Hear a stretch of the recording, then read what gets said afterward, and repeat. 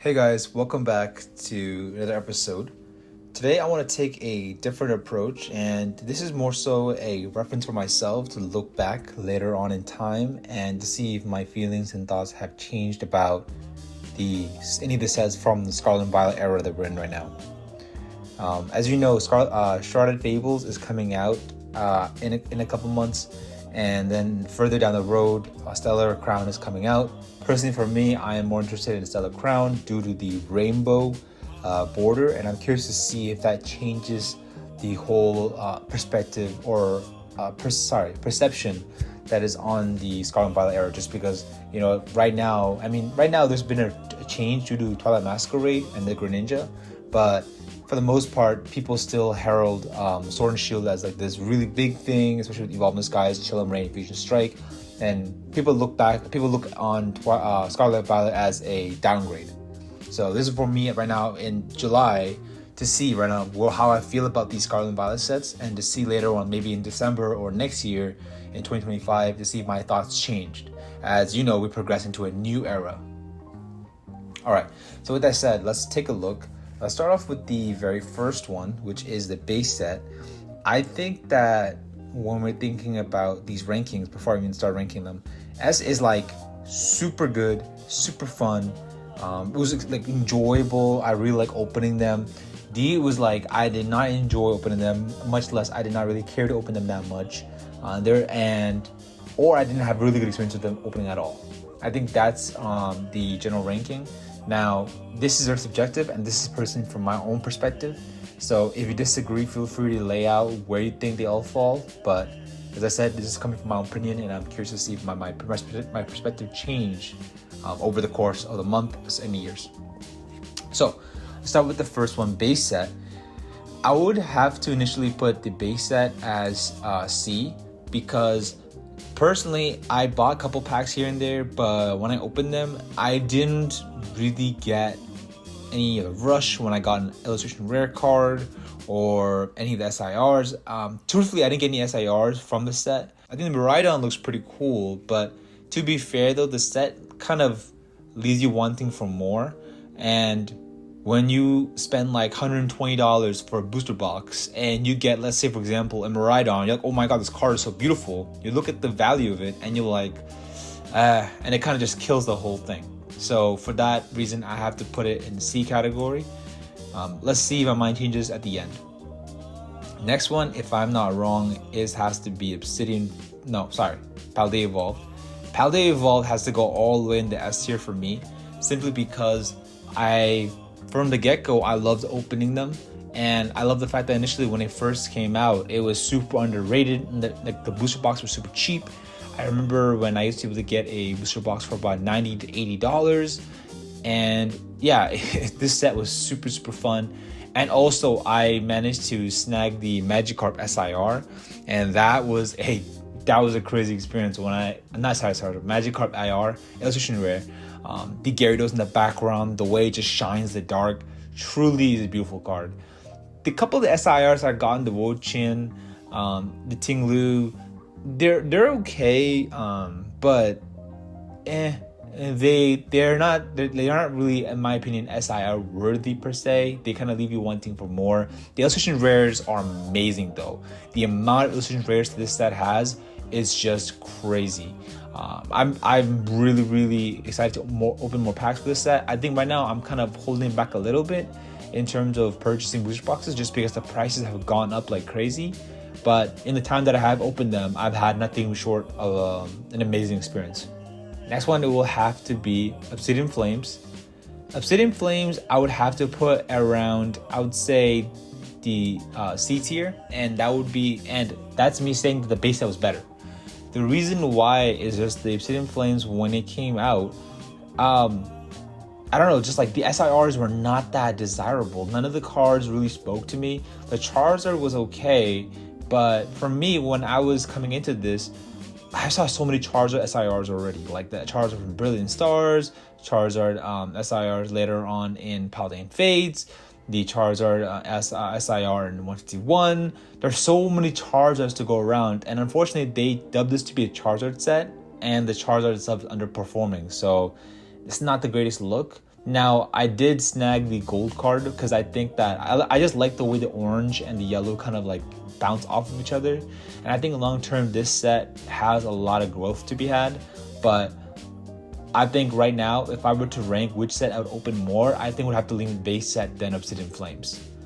I think if they gave, like, say for example, Charmeleon illustration rare, like if they get the whole Charmander, Charmeleon as illustration rare, and they kind of double down on giving, let's say for example, another Charmander SIR, not another, sorry, it's because I know there's a promo, but instead they like double down on giving it another like a SIR Charmander, I think that this set would have gotten so much boost, so much more boost for it. Because if you're gonna call it if you're gonna dig down and like dub it, like, and not dub it, but like kind of connotate, like give the connotation of it being a Charizard set, like lean really heavily into it, not just a Charizard, but all of its like previous evolutions. I think that would have bumped it to an A tier in my opinion if that was the place, but fortunately it's not. Next set in line is the Paradox Rift. Paradox Rift, I think that it's a great set, and I think that in a lot of ways it should be in the same place as Paldea Evolved, personal opinion.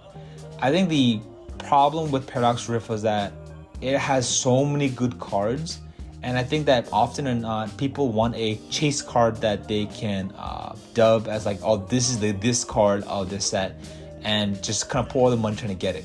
I think in Paradox Rift, there's a lot of good cards, and you can kind of see the Roaring Moon EX SIR initially, it went as I think over $100, and then it just dropped, and now it's like $50 with the Groudon suddenly exploding and going up, and like I think surpassing a little bit, and now it's back down in the 40s if I'm not wrong.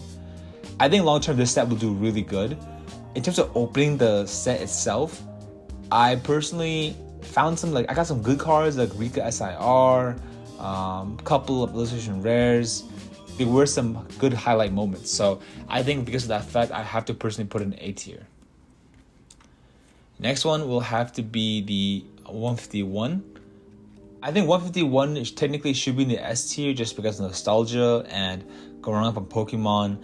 When you think of Pokemon, you go back to the Gen 1 starters, Charmander, Squirtle, and Bulbasaur. But personally for me, it's just really expensive right now to get a booster pack. It's like $7, $8. I don't think necessarily it's worth paying that much for this booster pack. And since it's within the 2-year margin of release, sorry, 2-year difference, within the 2-year mark of release, I expect Pokemon to do a reprint. And I think when they do reprint it and the prices go down to like $40 for ETB or $45, or let's say like $45, I think I'll put an S tier. But for now, I have to put an A tier, but it will be in front of the Paradox Rift. Next one has to be the Paldean Fates. Paldean Fates easily S tier. I loved opening this. So many baby shinies. Charizard is pretty good.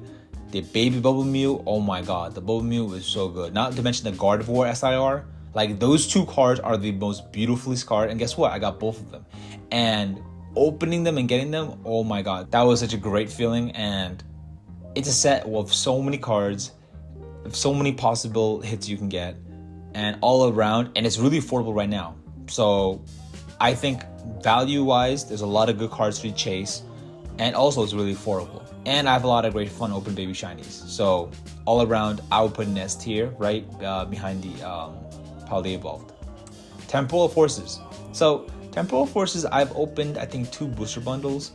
I would hesitate to call it an S tier nor less an A tier, just because I think that the illustration rares are kind of, I don't know, they're not as cool as Paldea Evolved illustration rares. They kind of are on the same level of Paradox Rift, but the SIRs I think is what makes me put it above the Paradox Rift. The SIRs are so cool, especially Iron Crown. The way that the moon like is behind, like in front of, the way he's in front of the moon is beautiful. Raging Bolt, don't gotta say too much about that. That one, I'm a TCG like a live player, and I love using the Raging Bolt meta. You can hate on me if you want, but truly, it's nothing short of joy. So I think the SIRs are what I would what makes me put it above Paradox Rift. And of the booster packs that I've opened, it has been fun, just because like the chance of getting these hits. But so far, I have not had that much luck. I plan to open more Temporal Force in the future. Hopefully, I get at least one SIR of the Pokemons. Twilight Masquerade. This set has been the game changer for Scarlet and Violet. I think with the Greninja, it's totally flipped the board about how people perceive this era. And now all of a sudden, everybody can't get their hands off of getting Scarlet and Violet Booster Packs, namely this thing. So I think because of that fact, I'm gonna have to put in the S tier. Personally, for me, I've enjoyed opening this. I love the Ogerpons. They grew on me. Initially, when they first came out, I wasn't really feeling Ogerpons, but now I'm really full with it. Especially the teal, that Ogerpon card. I have like all 3 iterations, and I use them especially in TCG Player. TCG Live when I battled in the deck. All I'm saying is each of the 3 card variants, the gold, the full art, and the SIR, they're all really, really good. And I don't know why, it just grew on me though. So for that fact, I have to put it in S tier. So this is where I would kind of have all of the Scarlet and Violet Scarlet and Violet sets. With the Sharded Fables coming out, I'm not that personally excited for it, given just the SIRs I feel like are completely flat, to be honest. The Loyal 3, like the way it's close-up angle, the sideways, I just don't think will do that well. Now I'm ready to be surprised, because there's some cards that on the image, when you look them up on the computer, they look, kind of flat, but when you see them in person, they pop out more. But right now, if I were to get it, I'll probably have it in the C or a D tier. I think that's where it falls for me as of this moment.